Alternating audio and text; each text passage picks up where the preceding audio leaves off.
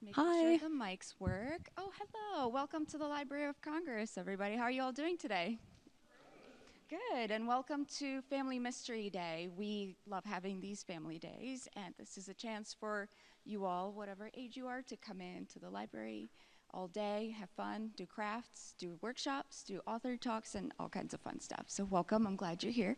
My name is Sasha Dowdy. I work in the library's Literary Initiatives team, and this is the part of the library that creates author programs. And we work together with Informal Learning Office, who do all the activities and help with the author programs. So it's a big collaborative effort. And today, we have a author talk for you all, plus a writing workshop. So stick around for after we have a nice conversation.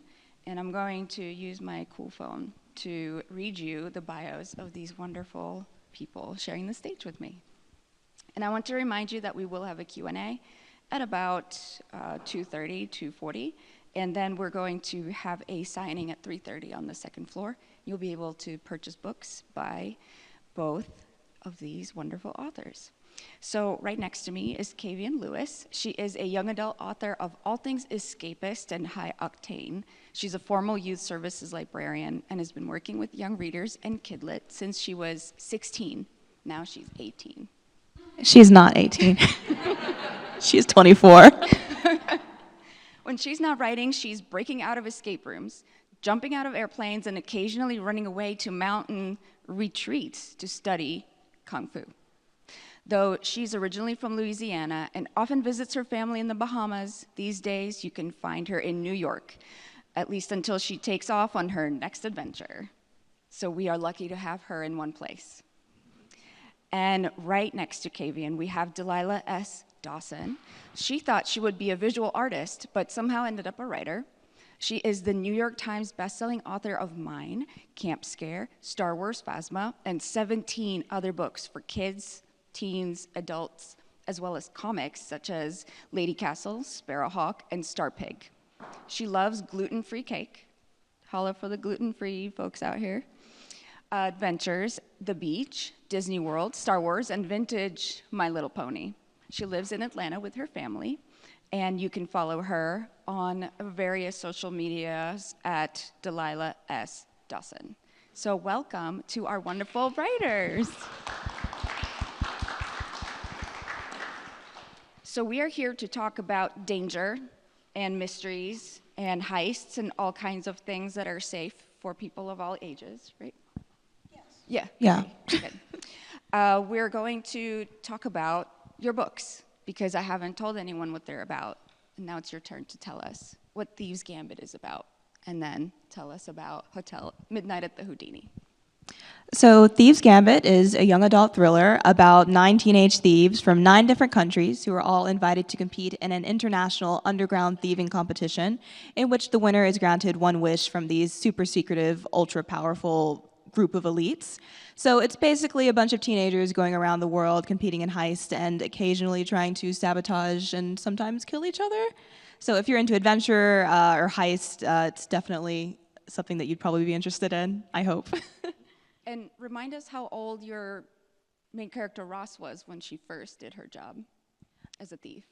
I believe, well, her family is a whole family of thieves. That's like what they do. They are multi-generational thieves. I believe her first heist would probably be when she was 13. I think that's what I wrote. I'm awful at remembering the facts of my own books on occasion. Yeah, But she's 17 now, and she's total masterclass. I remember there was an incident when she was 9 as well. Oh, there wasn't there? Was. Yes, yes. There was. So if you're 9 or around that age, you also belong in this story. Not just Anybody can be a thief, but don't steal anything from the Hey. Library of Congress. I'm not encouraging that. And Delilah, tell us about Midnight at the Houdini.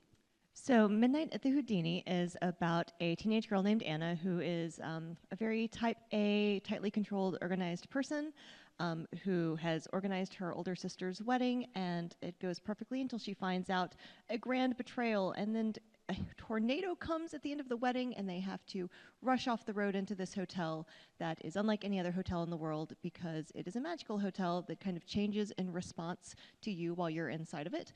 Kind of like a magical labyrinth that may help you or hinder you depending on if your needs align with its needs. So there are just if you think that the coolest thing in the world is a hotel full of magical doors, that some of them hold the things that you've wanted your whole life, it's a good place for you. You just might get stuck there forever. No big deal. It's not a big deal. It's fine. I did not prepare you for this question, so it's going to be a fun one for all of us to discover. If you were to describe the vibe of your book in like 3 to 5 words, what would that be? The vibes. The vibes. You want me to go first? Okay, yeah, that's how we planned it.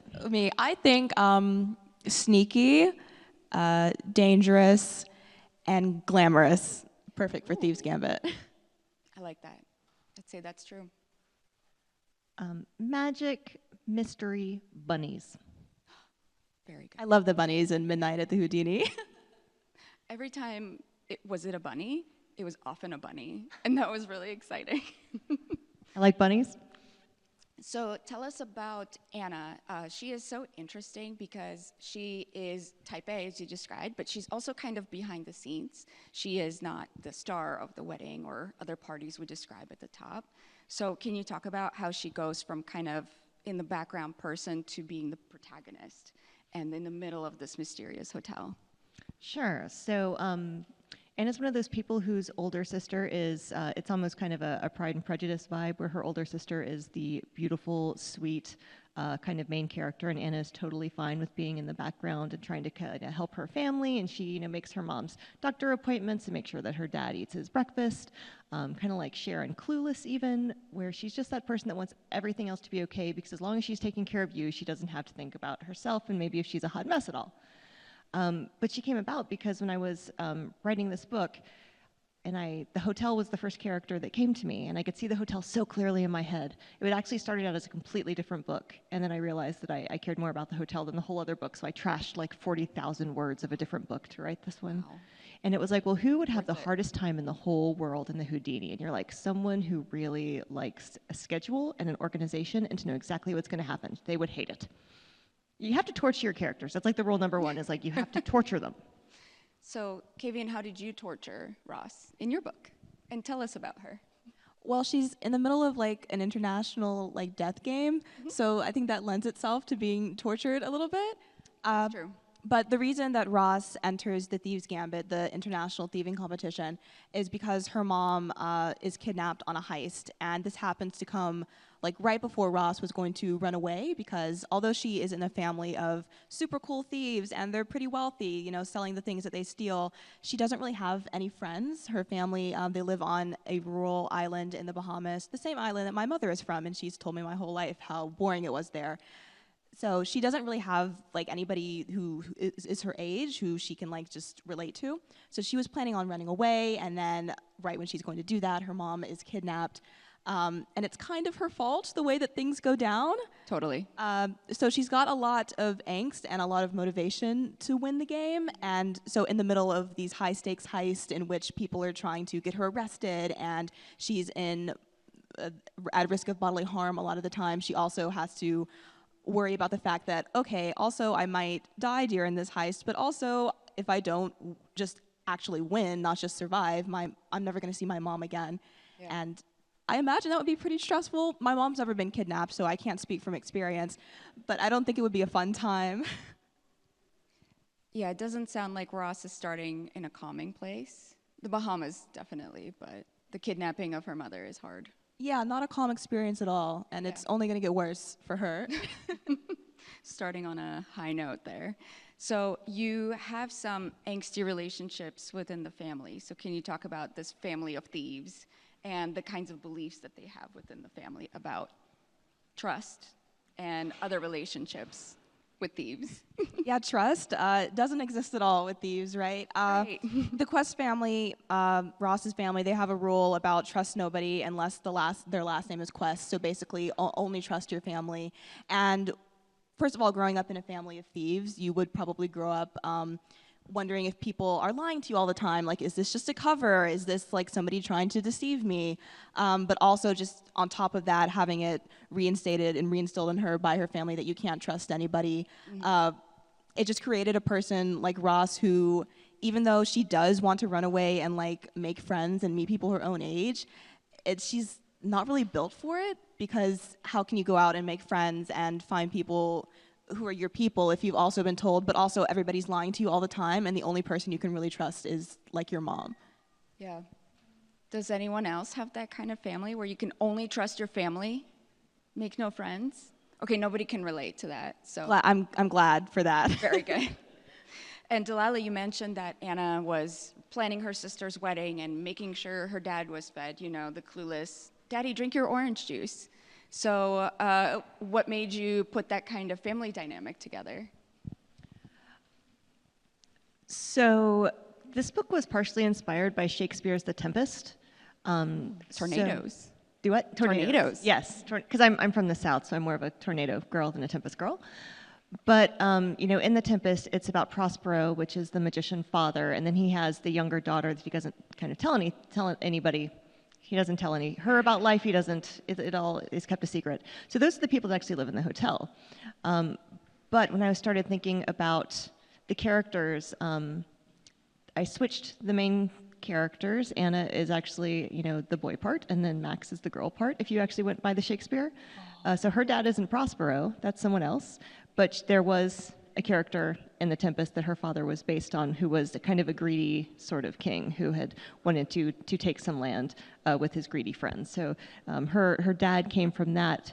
And basically, when I got the idea for the hotel, I was thinking about this magical hotel in Las Vegas. Because when I went to Las Vegas, I thought, oh my gosh, it's going to be so cool and magical. And I got there and I was like, this place is weird and gross. Made me very uncomfortable. Because I am on the spectrum and I'm neurodivergent, and things that say that they're real and aren't real really bother me. And I was walking around going, none of this is real. You're not the Eiffel Tower. That's a lie. So Vegas to me felt very what you think it is versus what it is. And you could kind of see behind the magic. And so I wanted to create a place that really was the magic I wanted to see in Las Vegas.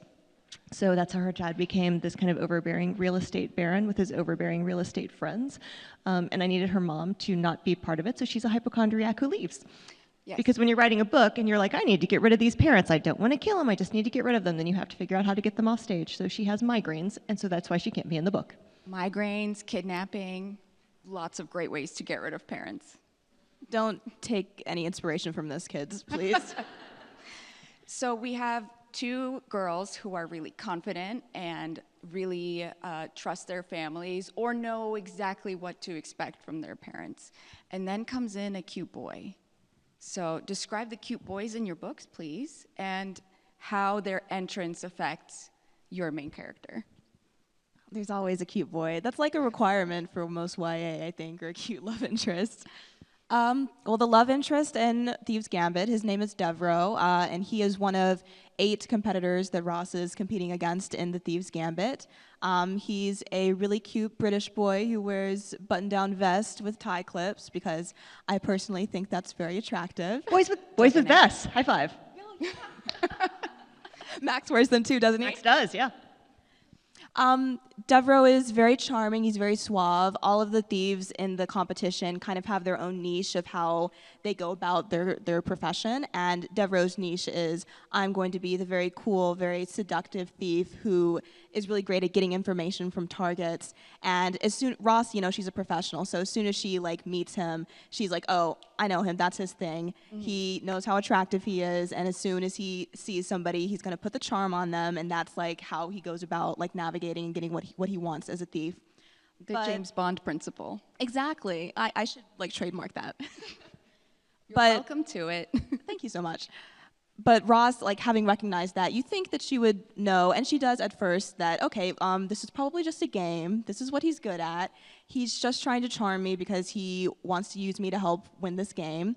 But as things progress during the story, Ross starts to question, well, is it just a game, or is he actually flirting with me? She probably should not trust him because she's in the middle of this game, but he's so intent on it that she really can't help but fall for him a little bit. There's a couple songs about that. Like, can't help falling in love. That's Elvis, right? There's a few of those. Well, don't ask me artists. Right. I can sing you songs. Very accurate title, at least. So what song would you use to describe? You don't have to answer that. But Anna, you know, she ends up in this hotel, and it does not do what she wants it to do. Like, Hallways don't stay in the place that they need to stay. And then she walks into a library, all of our hearts melted, the readers, and then we see a cute boy. So tell us about him and how his appearance in the story changes Anna's course. So when you write a book, you are committing to spending a year or more of your life with these characters. So you want them to be people that you want to spend time with, or at least people that, again, you want to torture. So when I was thinking of Max, I didn't think about Anna at all. I thought, what would have been the best, nicest boy I could have met in high school? Because I liked long hair and vests and pocket watches and boys who basically looked like vampires but were nice. There were exactly 2 in my high school. I dated them both. It didn't go well. But my husband did have long hair when I met him, so that did work out for me. So you're saying it went well for Anna when she met Max. Well, who wouldn't it go well for? You meet a nice boy in a library who likes to read and takes you out for dinner and tries to feed you a pigeon because he doesn't know that you're not supposed to eat pigeons because all of the menus in the hotel are from 1930. But yeah, so I was just trying to craft a boy who you're thinking he grew up in this magical hotel that it's basically like his metaphysical babysitter. The hotel has to keep him safe for a specific reason. So you try to think, who would grow up in a hotel that would answer any of your needs and wants, keep you perfectly safe, and not turn into a complete monster? Like, it has to be someone good-hearted, because lots of people would be like, I get everything I want and I'm the prince, I'm going to become terrible. So I had to pick someone who wouldn't. So that's where Max came from, was a boy who was good-hearted and loved books, and he likes old music, and yeah, just who I would have totally fallen for him in high school. Same. Yeah, it's always fun to read about those people that you do want to be stuck with for a few hours. I guess a book is, for us, the readers, is a few hours and days. So it's really nice to see your love for them that you've spent a year plus spending with these characters. So characters, we've got our protagonist and our love interest. We talked about families. Let's talk about the sinister parts of your books, because those are the fun ones. So in your book, Delilah, we've got something weird happening with the hotel. Is the hotel the villain? Is the hotel a setting? You said it's a character, but tell us about the big mystery without telling us what it is, because, you know, we're all going to read the book. So tell us about the role of the big mystery in the background, and what is it? Well, the big mystery is just that there's no one else in the hotel. Anna only sees, I think, 3 other people the whole time she's there. She never sees her father or his friends, who are also there because the hotel doesn't want her to. But what she finds out from Max is that everyone who comes into the hotel, when the clock strikes midnight, they kind of turn into ghosts. They kind of fade away. So as you're eating dinner in this restaurant, you can hear the faint clink of silverware, and you can kind of see through the waiter. And when you try to go look in the kitchen, there's no one in the kitchen. But when you're not looking, your food appears, on the little order section. So she has to figure out how to escape the hotel before midnight, or know that she's going to kind of turn into one of these ghosts that just kind of go through, their little ghosty ritual. So this person has just been sitting over here eating a crab at this restaurant, for 60 years. But she also has to find her dad, because as far as she knows, there is a tornado going on, and she got out of the limo first because she crawled out of the window in the ceiling, and her dad was like, no, you have to go inside. So she's looking for these people. She doesn't know where her family is, and it's really hard for her to accept that there is, oh yeah, sure, it's magic. There's a whole room that is full of clothes that fit me perfectly. That's what kind of turns her, because every woman in the world knows that there is no room in the world that contains clothes that fit you perfectly.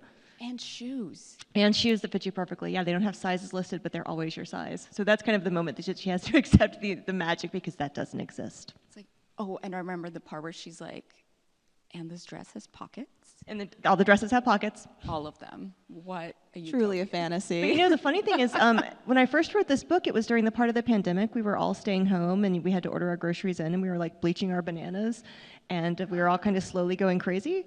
And I just wanted to write an escape. It was like, where could I be that would feel like I was having the best time of my life? And I wrote the book, and I sent it to my agent, and she was like, there's like no stakes or plot at all. You just described a really fun night. And I was like, oh yeah, I have to put in like a bad guy. So I did have to add some danger in later, because usually my books are very violent. I write a lot of dark books, but this one is probably my least dark, sweetest book of all. So we did put in some slight threat, because otherwise it's not a book, it's just a nice day. Some people like just vibes. when they open the book, but you do offer the vibes and the story and the character. So we love to see it. And you do mention that Night Circus as a book that one of the characters Yes, The Night loves. Circus by Aaron Morgenstern and The Starless Sea as well, were kind of influences. Like, because when you read those books, they make you feel like you're in this whole other beautiful world that you just want to dwell in. It just feels good floating on those pages.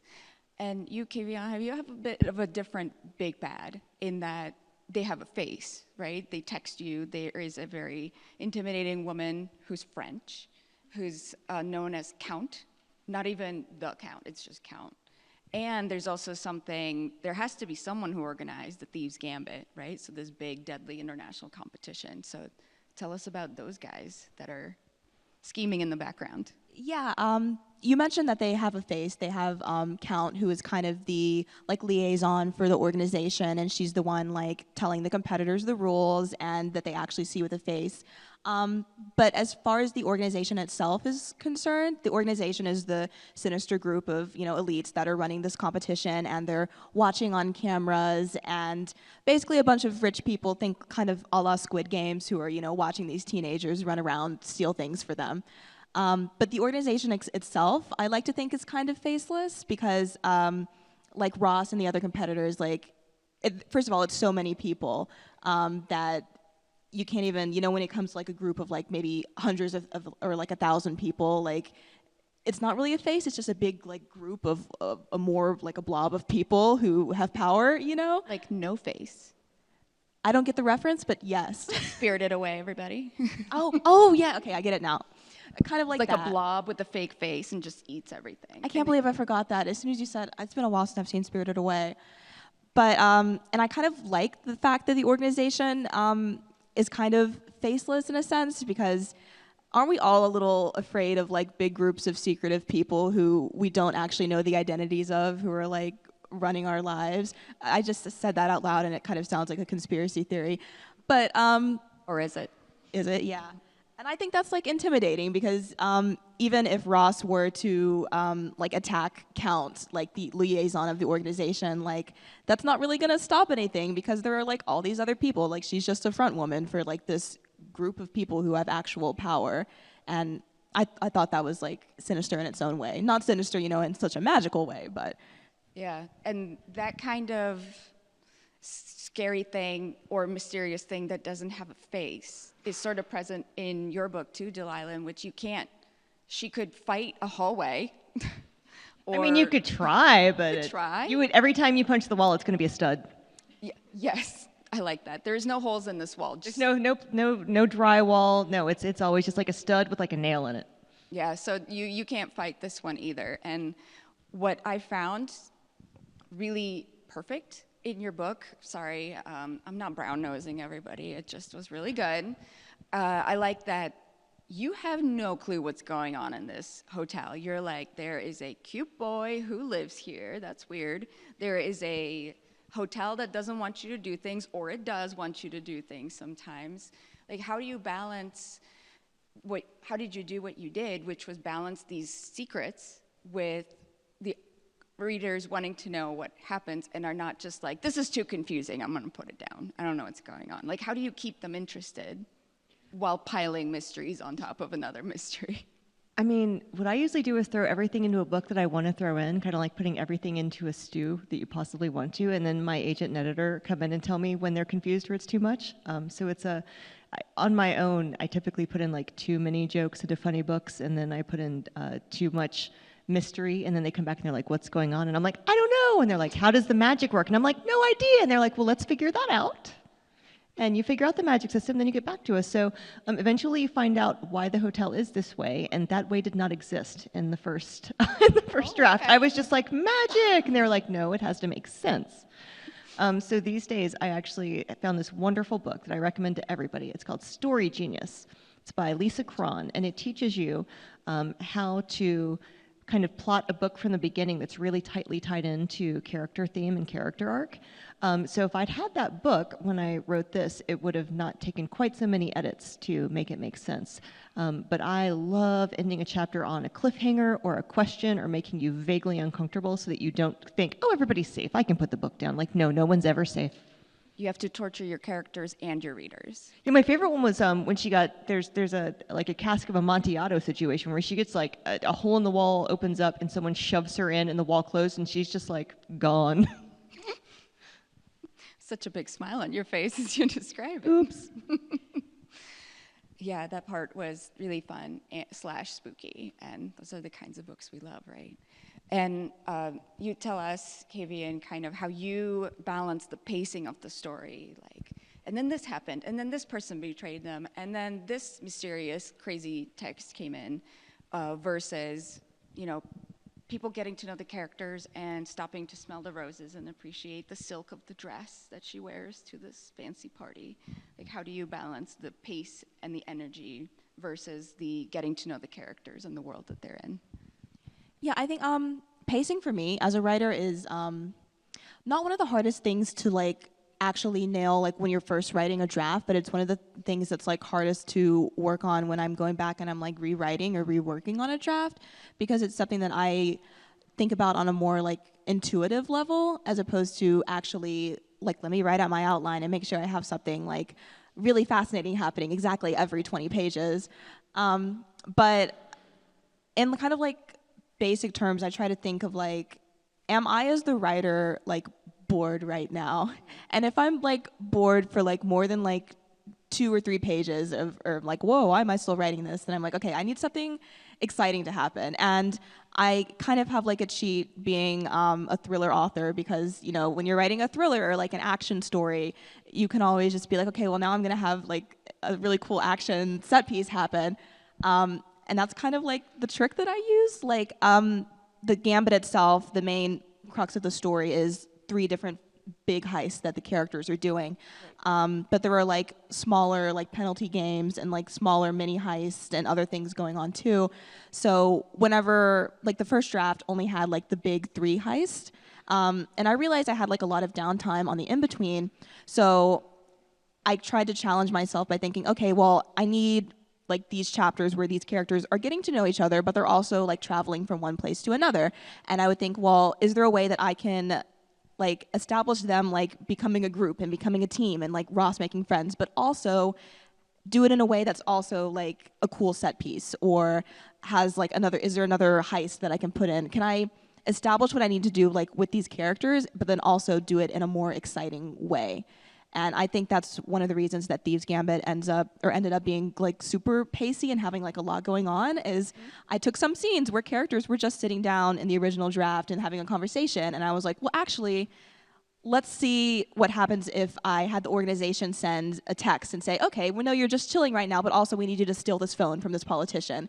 And then you get like the 2 time of like, oh, they're bonding, but also they're doing something really exciting at the same time. And they're scheming, and they're getting to know each other and stealing things, and getting to know how each other steal things too. So yes, yeah, that was really fun. And I also like that you did something similar in that there is pacing, there is a story, right? We're not letting the readers get bored, but you also stop to have this like really romantic dinner and really enjoy the closet full of magical clothes and all of that. Do you think about which parts you want to pause on and explore in between the story moving forward?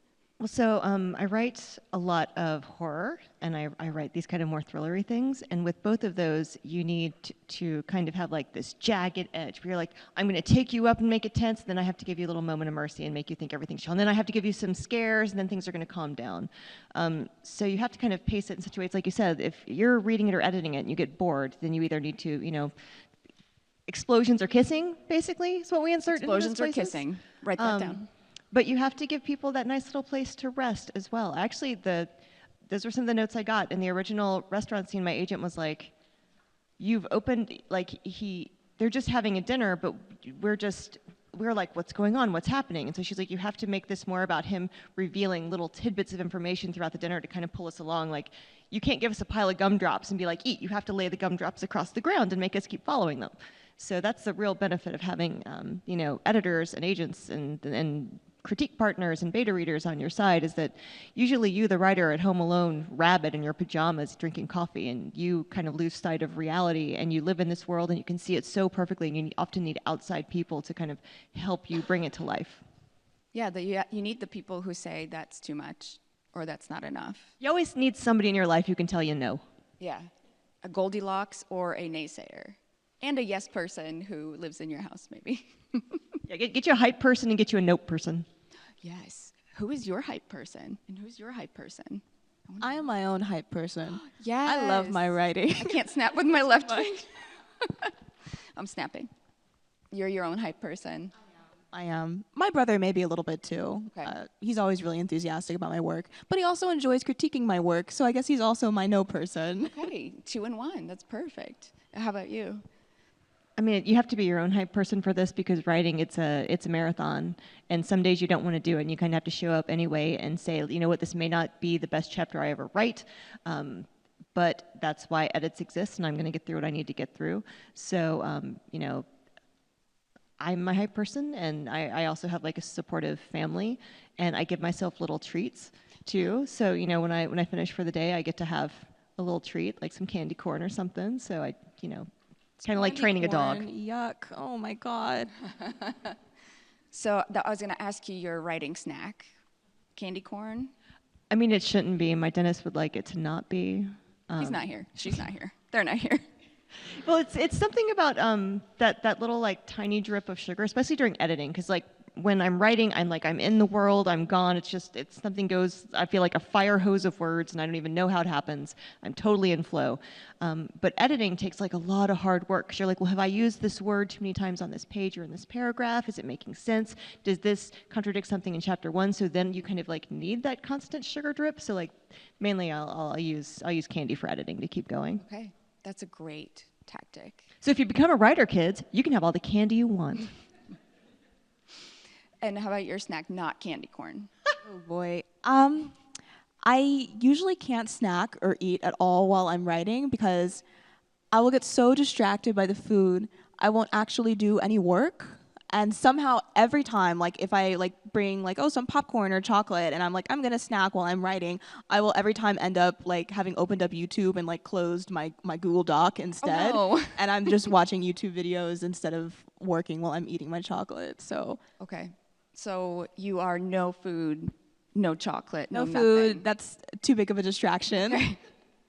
So what happens when you are in your writing phase? You are a new author on the field, so you might have a different answer to Delilah, and I want to hear it, but what's your author time like? Do you wake up and like at 7 a.m. you sit down and write and then have a coffee at 10, or like do you have a rigid schedule, or do you just kind of... Certainly not up at 7 a.m. I guarantee you that. I usually set word count goals for myself for the day. Like today I want to write 1,500 words or 2,000 or however much the number is, depending on how quickly I want to like finish the draft. But I give myself whenever I want during the day to write. I don't have a specific time of day that I always sit down and write every day. Like some days I'll write 1,000 words in the morning. Usually in the late morning because I tend to sleep in. And some days I'll procrastinate and it'll be like 10 p.m. and I'm like, okay, well, I haven't written my words today, so I guess I'll snuggle up in bed and I'll get my writing done.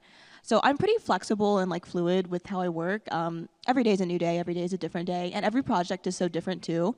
Some projects I feel more inspired when I'm working on them like right before midnight, and some projects I feel better when I'm like going to a coffee shop to... Well, I always buy a coffee, but then I can't drink it because I'll get distracted. Right. But we'll buy something so I can like be around people. And I feel like that's a project that I want to be out in the world when I'm working on. So it really varies for me. Okay, I admire that discipline and self-kindness and forgiveness when you don't sit down till 10 p.m. to work. I love it. How about you, Delilah? Do you have a ritual or schedule, or just kind of... I mean, it's changed over the years depending on how old my kids were and what they need me to do. But for the most part, like I wake up, get my kids where they're going. I'm an Olympic weightlifter, so I go to the gym, which gives me a lot of energy. And then I come home, and like right now, I like to write in bed. And I've got a big window, and I like open the window so that I can hear the birds and get a kombucha. And I have like a little heating pad because I'm old and my back is terrible. And then my whole goal of the day is I have to write one chapter. So if that's an adult book, it might be like 3,000 words. If it's I think my Minecraft books, I wrote the Minecraft Mob Squad series. If you're into Minecraft, those are like much shorter, punchier chapters.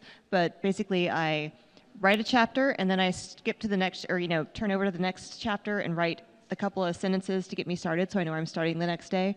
And then that's kind of my whole job for the day. And then there's usually, with writing, there are emails and things that are due, but it's really neat. Some days I wake up and like my whole job is just to write 2,000 words today, or to edit 40 pages, or to read someone else's book as research. So I love writing. I still get really excited. I never feel like it's dreary or drudge work or anywhere. Like it's so exciting to me. That's the goal. So what's your research like? You said you read other people's books or other. Well, like if I'm writing a books. Star Wars book, then I've usually have like a big stack of all of my Star Wars encyclopedias spread out, and I've got Wikipedia up on my computer if I need that. And when I'm writing Minecraft, I've got my outline, and then if I need I'm not that super great at it, so I'll go to my kids and be like, "Can you explain to me how redstone works?" And my son is like, "Okay, here's how this works." So you just whatever you need to know is you can figure it out. And for this book, I bought several books on magic and legerdemain and the history of magic. So I would go through those and find, different interesting little tricks. So there's all sorts of old-fashioned actual tricks in there, like the Houdini's orange tree, that sort of stuff. Mm-hmm. What did you research when you wrote? Or is the thieving stuff coming straight from your life experience? Well, if that's true, I'm not going to tell you. Check your pockets, everyone. Don't check the pockets. I did not meet with any professional thieves or anything like that. If any good professional thieves would probably not sit down with me to explain their methods. I did find myself researching random miscellaneous facts for things that I felt like my characters would know and could just reference in a conversation to kind of paint their wealth of knowledge in the industry. So now I just know random facts like the Mona Lisa is worth $870 million and is the most valuable piece of art in the world. And about random famous thieves like Albert Spagari, who robbed a Paris bank vault by tunneling underneath the city, but he apparently did this because he wanted to be able to afford an engagement ring for his fiancée. I don't know why you would need to rob a whole bank to afford an engagement ring, but that was his excuse. That's not how you show love, everybody. It depends on who you ask. Okay. But the methods that my thieves use, a lot of them really just came off the top of my head, and me thinking, if I was a professional thief, how would I do it? Never tested in real life, though, I swear. Okay. Can I add something real quick? Yes. Okay, so if you're a writer and you get paid for your writing, any trip you take as research is tax deductible. which means that it helps you pay less taxes. So I like to do research because I want to get things right. I once read a book about horses, and they got the horse things wrong because I'm a horse girl, and I threw the book across the room. I was like, "You don't know horses." So I wanted to write about riding camels in a book, so I went and rode a camel. His name was Lewis, and now I know what it feels like to ride a camel.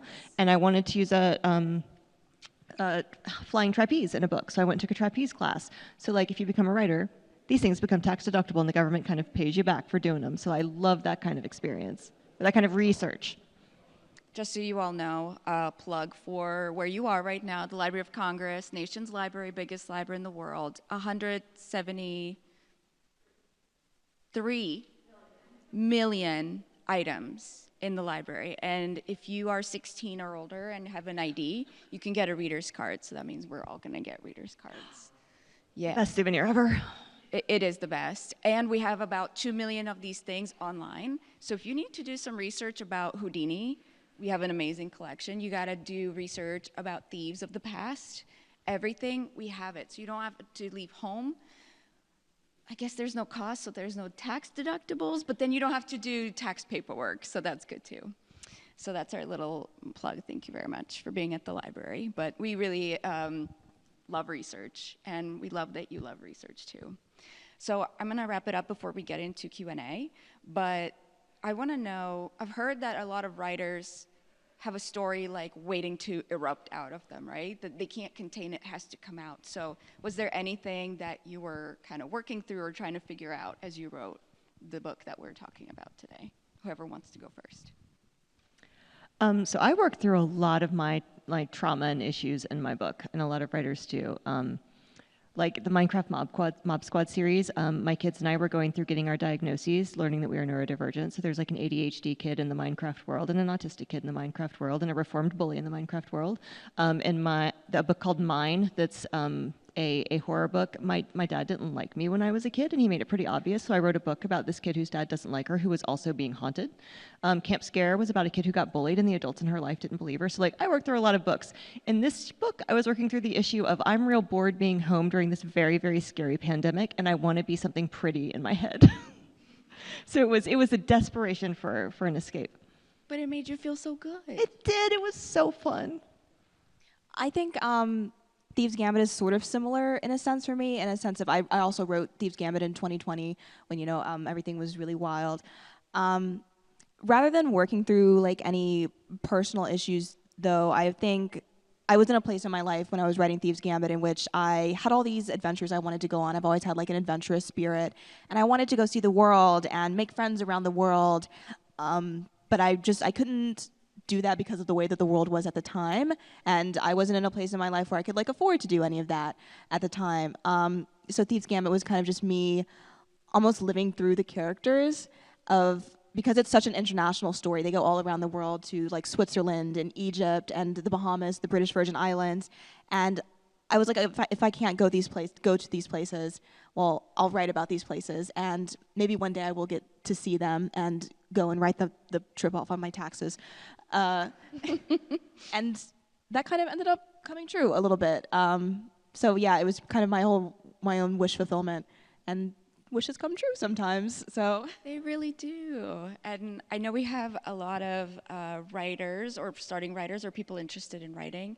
So I hope you stick around after we do this Q&A session so that you can learn from these two writers how they go about some tips and tricks like tax deductions or explosions and We're kissing. not going to talk about taxes So because we pay someone else to do them for us. there it is. So this is your chance to ask these authors some questions, and we have two people walking around with mics, and you are welcome to ask your questions.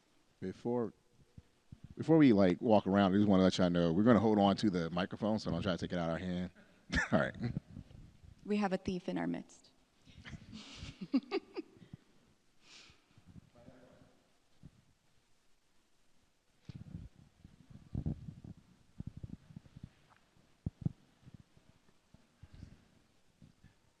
Okay, so just wondering, how do you guys keep your passion in writing? Like, I saw many of the people just write online, but after a while, I couldn't find their updates.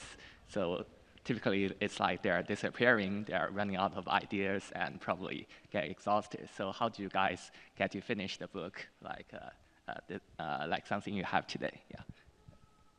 I think first it's always important to write a story that like sets your heart on fire. Like, don't pick a story that you're trying to write just because you think it's going to be popular or you think it's going to like sell well or make you a lot of money. Only write the stories that from the get-go like make you really excited. That will carry you like a lot of the way.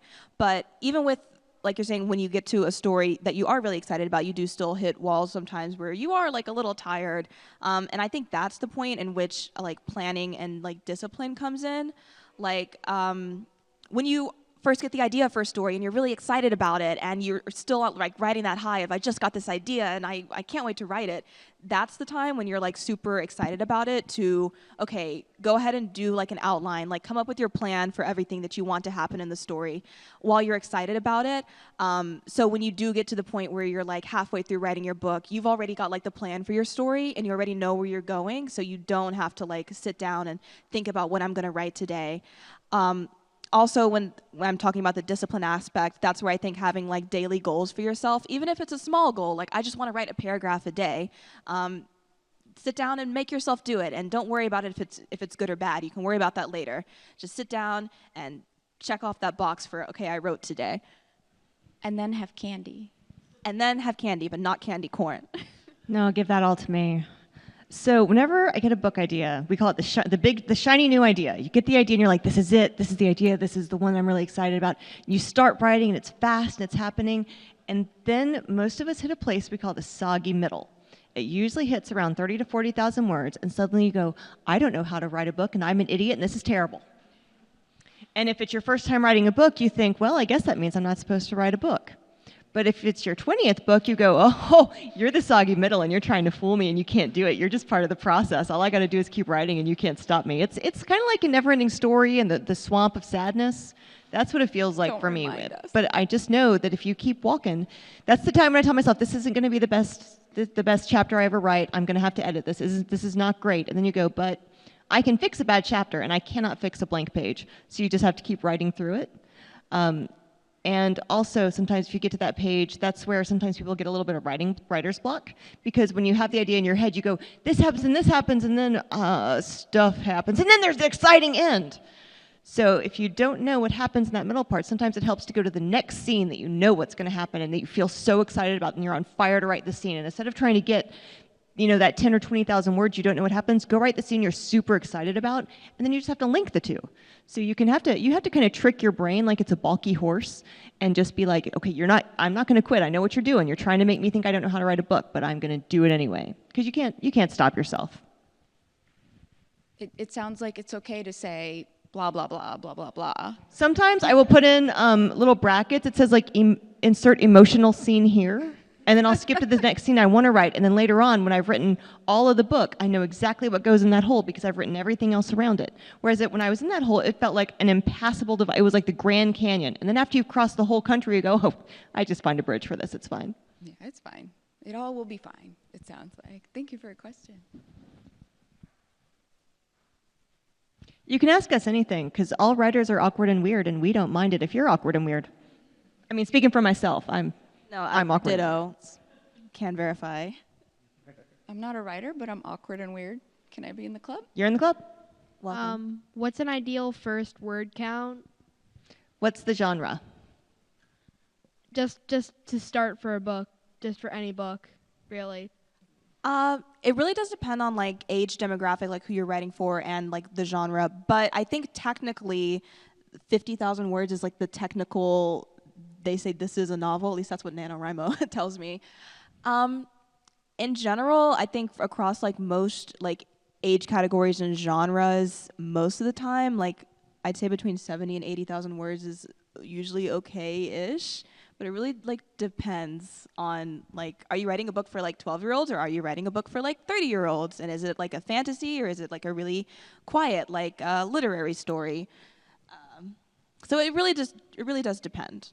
So if you want to be traditionally published, meaning you want to see like your book on the shelf at Barnes & Noble, they usually say that a middle grade book is going to be 35 to 50,000 words or thereabout. A YA book is going to be between 60 and 90, unless it's like really high, deep fantasy, and then it might get up to 100,000 words. And an adult book you want to shoot for around 80,000, but it can be anywhere from about 70 to 100. And they say over 120,000 words is a huge red flag, and most agents will assume you don't know how to self-edit. Or it's a duology. Or it's a duology, yes, but that means that it becomes 280,000. And it's so weird because we know how many pages are in a book, but like I can tell you the word count in my book, but you don't know how many pages are in that book until they print I it. have no idea. Same. I don't know how many pages are in Thieves Gambit now. I'd have to look. Oh, I read yours as an ebook, so I can't tell you, but yours was 357 pages. That feels pretty good. I have synesthesia, so that's like all nice, like green and blue. It's a very nice color, so I'm cool with that. I think yours is a little nearer 400, so you're still in there, in that YA space. Other questions? Everyone's like, let's get to the writing. Come on. Do you all feel good about moving on to the clipboards? Yeah, let's do that. So if you don't have a clipboard, you can grab one from the back table there, and we can help you with that. And we are going to also switch the room a tiny bit. So we'll all be back together in a minute. So the first thing that you do when you start a story, I know the first thing that I do. The first thing I do is, well, once I get the idea for stories, I always write the first chapter of the story to kind of get an idea of the vibe, and then also seeing like what characters pop like onto the scene. But I'm curious what the first step for you is, Delilah. Okay, yeah.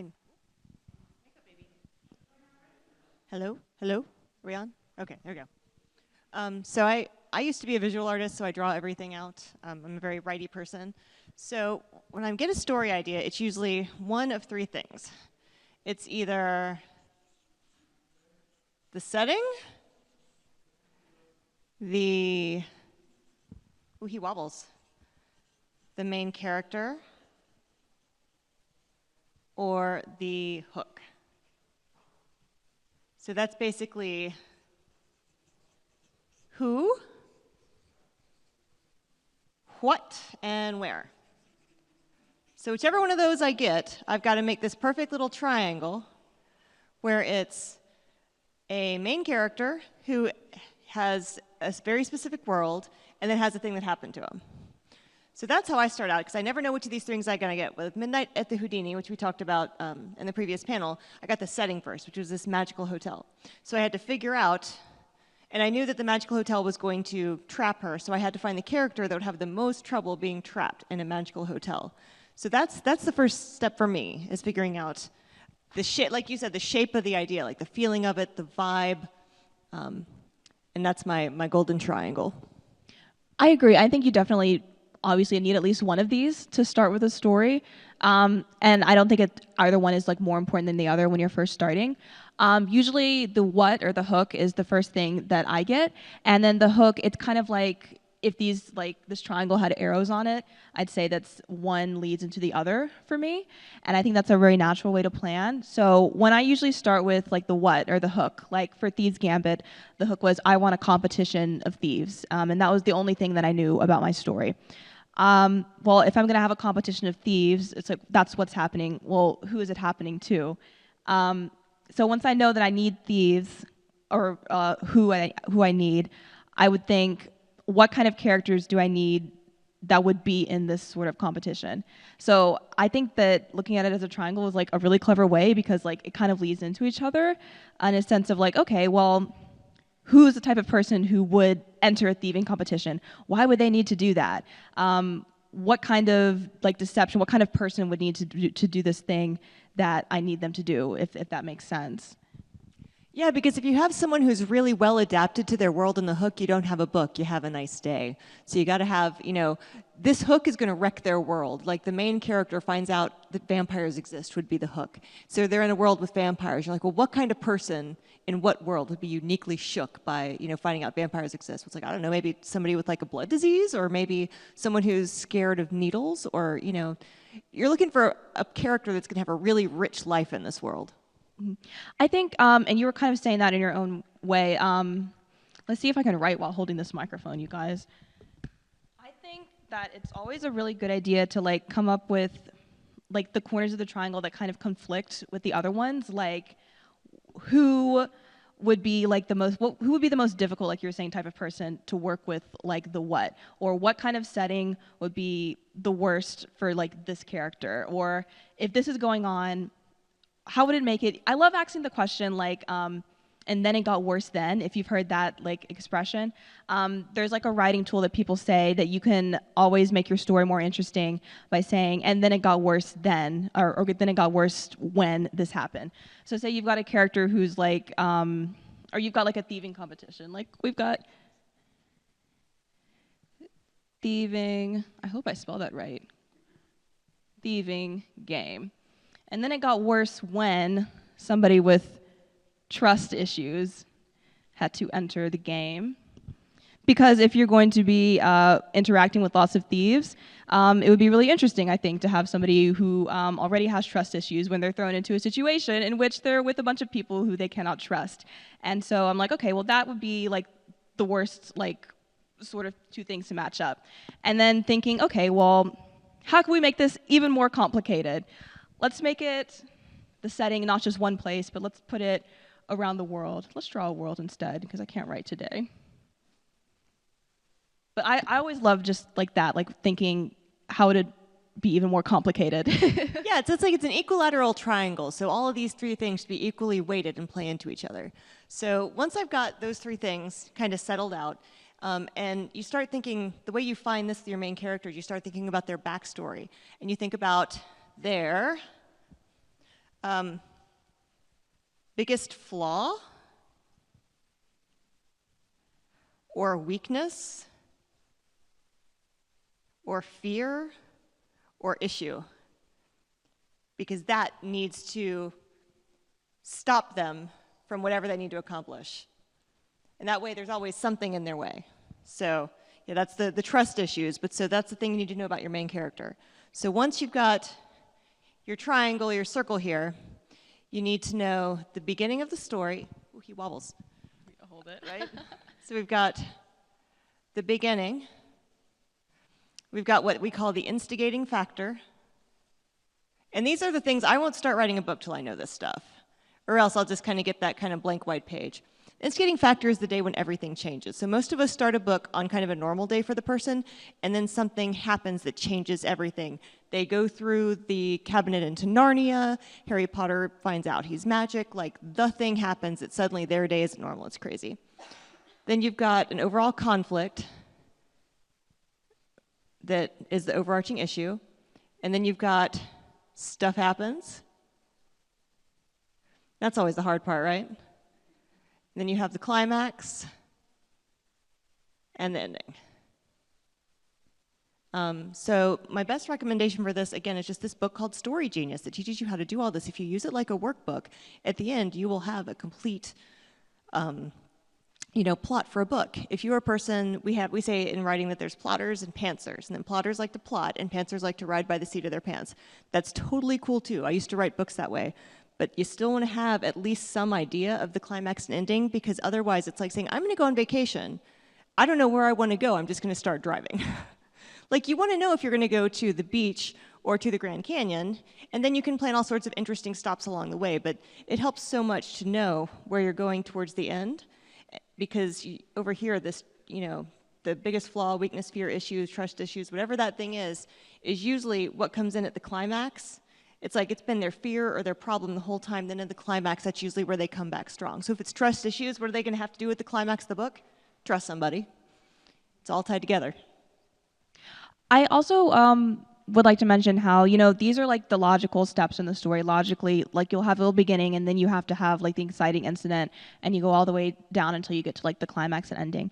But when you're writing mysteries or thrillers, I think that a really interesting way to like work on writing your story is to think about working backwards and think about the ending first. So it's okay to like start a story and maybe the first thing you know about it is like the twist. Like you're writing a murder mystery and you don't know anything else about the story, but the first thing you know is you want the ending to be, and the butler did it. And then you can kind of almost plot your story backwards, because if you already know, okay, the butler did it, then you can think, okay, well, why did he do it? Which is something that usually you would find out like towards the end of the story in a mystery. And then you can go back and say, okay, well, if the butler did it, how would he go about trying to cover up his crime? And so I just think that's a really interesting way to like work on mysteries or thrillers, or really any story in general, because it's almost easier to backtrack than it is to like plod forward, at least for me. Yeah, it depends on your genre. Like with horror, a lot of the time, you might have an idea of how it's going to end, but kind of the meandering in the middle is all about what scares you. But with a thriller, you have to kind of know who did it, so you can throw in the red herrings and throw in, there's always almost some point in the mystery, they're like, it was you, and then they're wrong that time. So yeah, plotting backwards for a thriller is definitely the way to go, because if you just are kind of randomly throwing things out, trying to figure it out, you don't know who the killer is, it's really hard to write a book. You don't know who to aim for. I have made that mistake before I wrote an entire mystery and I got to the end and I did not know who did it as the author. It's, I think, honestly, one of the best things I've ever written, except the ending is horrible because I did not know what was going on.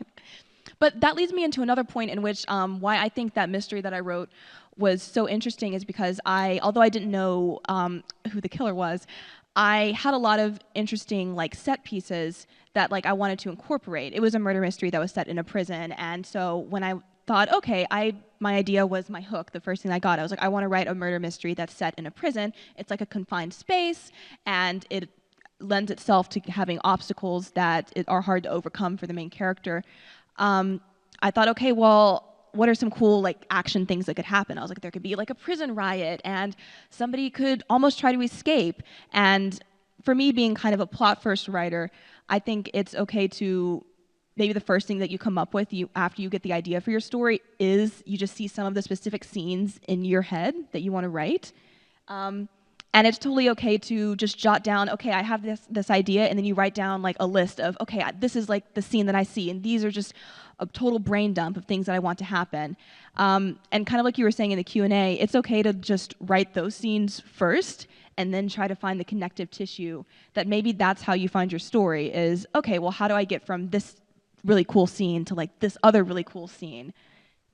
Oh, yeah, I always have a list of scenes that I want to write that I add and subtract from, and that way when you're like, well, what happens next, you can look over there and see if something fits. And it's really, it also makes you feel comfortable because you're like, okay, I've got that safe stuff over there. It's like having snacks packed when you're on a trip. You're like, there will always be a snack available. I Right. can always find something. So going through like the different parts of a story, if we can talk about maybe like what we specifically think makes for like a good, like each of these different parts of the story, like a good beginning. Can I ask, do we go until 3:30? Is that correct? Okay, so we've got 14 minutes. Oh, okay. Well, if that's, it was all part of the plan, right? The butler did it? Well, then, in very not super detailed terms, I always try to start my first chapters, my beginning chapters are almost kind of a story within themselves, because I think that writing the beginning part of the story needs to be almost, it has to introduce your character, and you want the reader to take from like the first chapter something away from your character. So I always try to start with, what do I want to establish? What's the most important thing that the reader needs to know about my character, like from the get-go? And of course for Ross, it's that she doesn't have any friends and she has trust issues. So I think, how can I like roll that into like a mini first chapter, a mini story? So that's when I'm writing the beginning, that's the main thing that I'm worried about, is something cool needs to happen, but also tell me something really interesting that's important about the character. Yeah, so if you know your instigating factor and you know your character's biggest flaw, weakness, fear, or issue, and you're trying to figure out where to begin the story, try rewinding back from your instigating factor. You're looking for a scene that happens before that that is going to show your character's biggest flaw, weakness, issue, fear in a moment of action. So you don't want to be like, she's just sitting around the house being like, well, I've always had trust issues. You're going to want to show a moment in which she crucially lost something because of a lack of trust. And a moment where you're watching that happen as an action occur is where you're going to want to begin it in a pretty interesting moment. So do we want to try plotting a story together as a group? Oh, that seems like a good idea. Do you want to do that? All right, let's do that. Okay, so what genre do we want to talk about? Mystery, fantasy, mystery. Mystery. All right, that's apropos. We got that. Okay. It is. True. But mystery and thriller are different. They're different. They have different ways. All right, so a mystery is usually about whodunit. Yeah, it's genuine. That's why most mysteries are like, murder mysteries. So mystery question, like the whole book is about like answering a question, and then thrillers to me are more about like the ride of like this kind of adventurous sort of thing that's going on. All right, so let's start with the world. Is it a fantasy world or is it our contemporary world? Contemporary? Did I hear contemporary? I vote contemporary. All right, so contemporary. How old is the protagonist? Let's go 7? Is that what you said? 13? 13 is a great better. age. Boy, the mystery when I was 13 would have been like, how can I not be 13 anymore? Because I was not good at being 13. Okay, so we've got a 13-year-old. Is it a girl or a boy? Girl? Girl. Girl, okay. 13-year-old girl. Okay, where does she live? City or country? All right, so we've got a country girl. All right, a country girl who's 13. So what is her problem? What's the problem you guys know some 13-year-olds have? What's a mystery?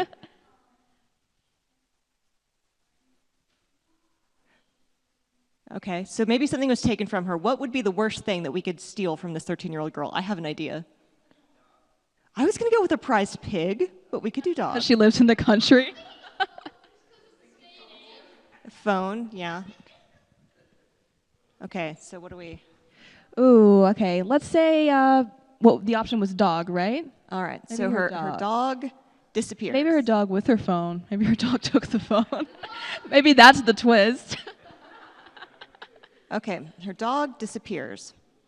So who do we think stole the dog? Or did the dog run away? Did the dog get stolen? Is it like a prize dog?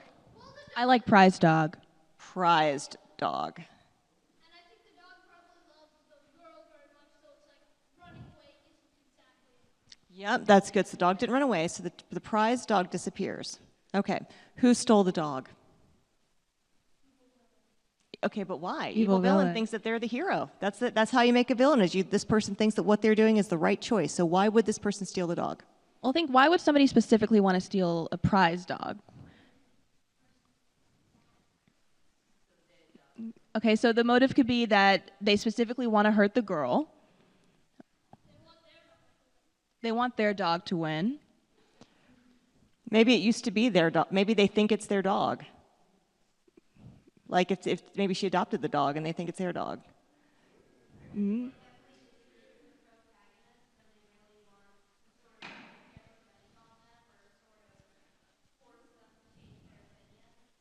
Yeah. Well, so for this age group, usually the villain's going to be a kid for this sort of a thing, because like an adult stealing your dog is really dark.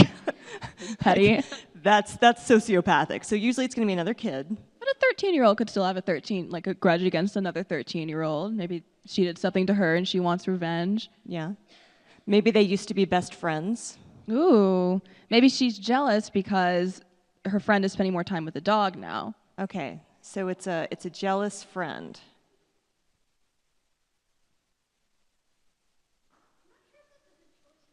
Oh yeah? Why not?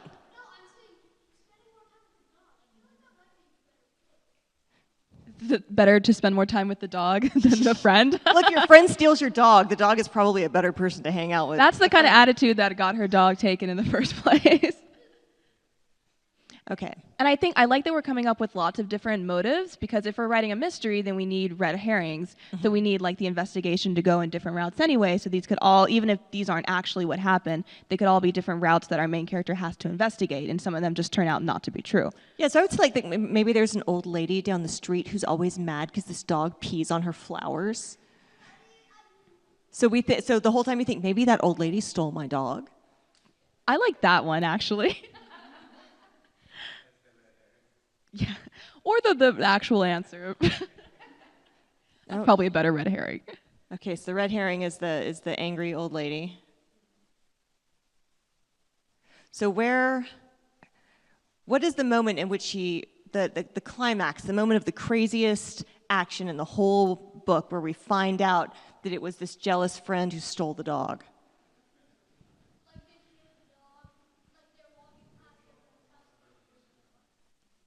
Oh yeah, maybe the dog has a special bark or something. That could be. That could be.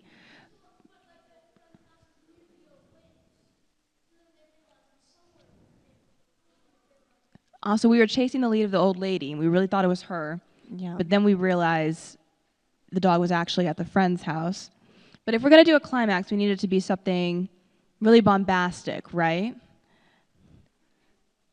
I would pick some maybe like the county fair, some kind of like loud bit, like maybe there's a dog show in like the next county over or something. Mm-hmm. But you want like a big moment for the climax. You want to make it wild. Exactly. Ooh, I'd say maybe we're at like the circus and we see like a performing dog. And it's actually our dog, but we didn't know that circus is actually owned by our best friend, our jealous friend.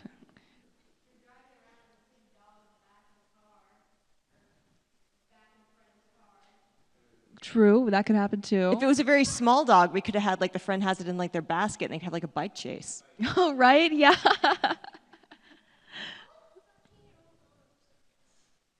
You could go to the circus at any age, right? Oh, or maybe her family owns the circus. Oh, I like that. Yeah, we would be passing clowns and pigs and stuff. Oh gosh, yeah. Okay, so we've got a bike chase. So what happens at the end? Ooh, does the friend just give the dog back? Do we have to steal the dog? Oh, that got really dark. Are we going to send her to jail? Well, if the dog is, see here, we got a bike chase through the circus. That could happen. The dog saves a friend's life. They're about to get stomped by an elephant, and the dog stops them. Yes, I like that. That's over the top and wild. And maybe, at the end, maybe our friend, maybe she hasn't named the dog yet, and she names it after her friend to prove that she likes how much she loves her friend. Yeah, so in the end, the friends get back together. And we've learned a valuable lesson about you don't have to be jealous of your friend. You can spend time together, and you can speak your truth instead of stealing things. You can just say, hey, I miss you. Can we hang out more? You're really obsessed with your new dog. My characters would never do that instead of stealing something. So if we looked at all this, and we're looking at this girl at the beginning, and we think, what kind of issue would make all of this even harder? And, what kind of issue would make all of this harder?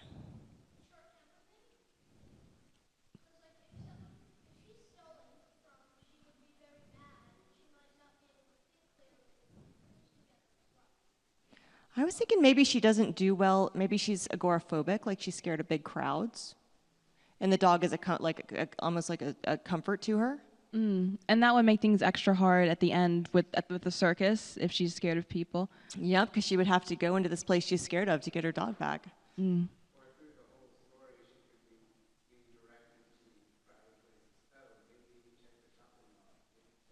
Oh yeah, maybe that hinders her investigation, like early on in the story or earlier. And maybe at the beginning, her friend is like, hey, I want you to come, to this crowded place with me. And she's like, oh, I can't. I need to stay home with my dog.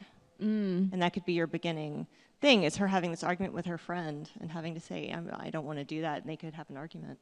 No, I like that.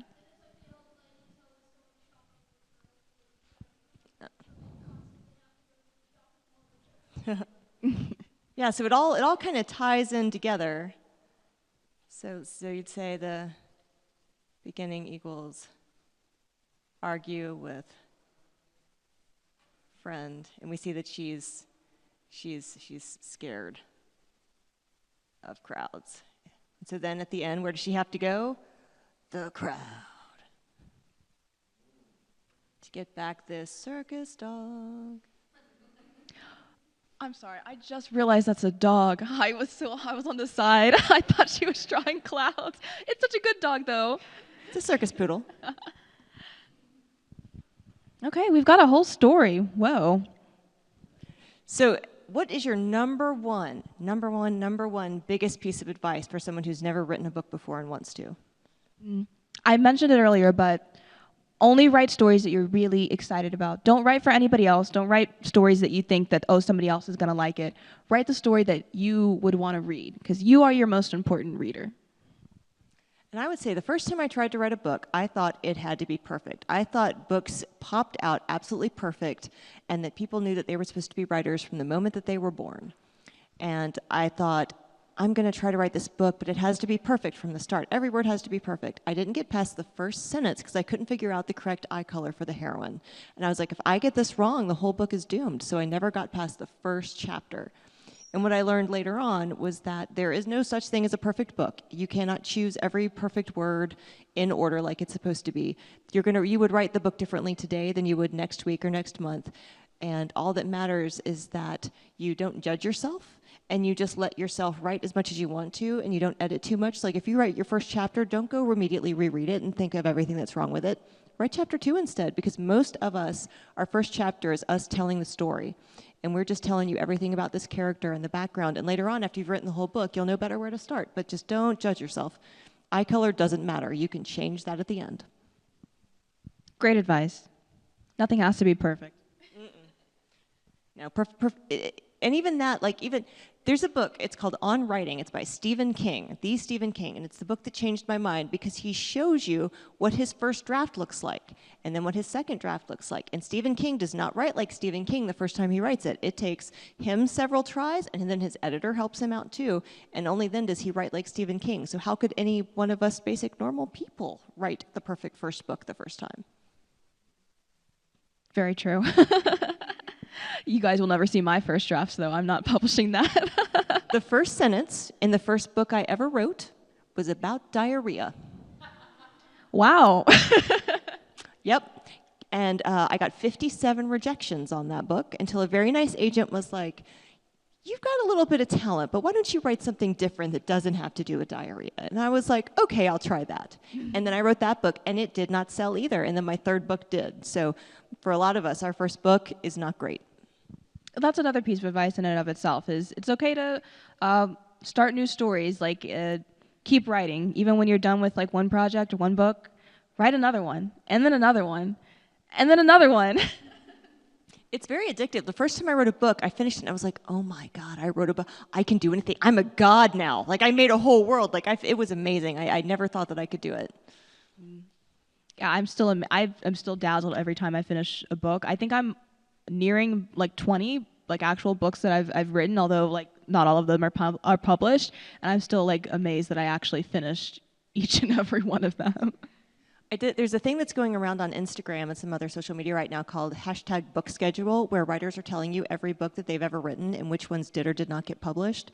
And at first, like I think the first 4 books I wrote didn't get published, and you can like so you cross them all out, all the books that you wrote that didn't go anywhere, and then you kind of like highlight the ones that did. But most of us, we're just constantly writing, and some work, and some it's like throwing darts at the wall, and some darts hit the bullseye, and some darts hit the dog, and you didn't mean that to happen.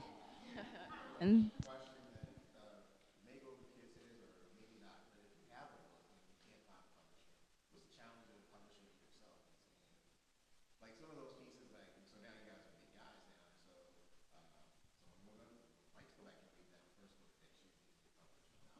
Nobody wants to read that book. It's real bad. I'd say that that's something you maybe would have to think about more when you're first like starting your career, because your backlist and books you've published like do follow you, and that is something that like publishers and agents and stuff would be looking at if they're considering like signing you. So if you want to be like a career author, that's the type of thing that you would have to think about, like, okay, do I want this book that for whatever reason publishers or agents were not interested in to be something that they would be looking at when they're considering, not only do I want to buy this next book of theirs, but how much of an advance do I want to pay them? So it's just always remembering like anything you publish follows you, and do you want that to follow you? And it's if you do want it to follow you, then by all means go for it. Although self-publishing it takes like so much work, and I'm like in awe of people who like can actually do it. But also, I've never self-published a work, so I'm not like an expert or anything. Yeah, it all depends on your goals. If you want to be traditionally published, there is a very specific path that you take that involves writing and editing the book until it's as good as you can make it, sending emails to agents and going through a lot of rejection most of the time. Then only the agents can sell books to the bigger publishers. But there is self-publishing, there are smaller presses, and you can also just write your own fan fiction and never show it to anybody, or anonymously post it. You can do anything with your writing you want to. My husband used to write books, finish them, and go, well, that's done, and just kind of chuck them in the back room. And he didn't want to do the editing or show them to people. He just kind of got it out of his system. So it's all up to you. There's whatever makes you happy and whatever sets you on fire is how you should pursue book writing and publishing.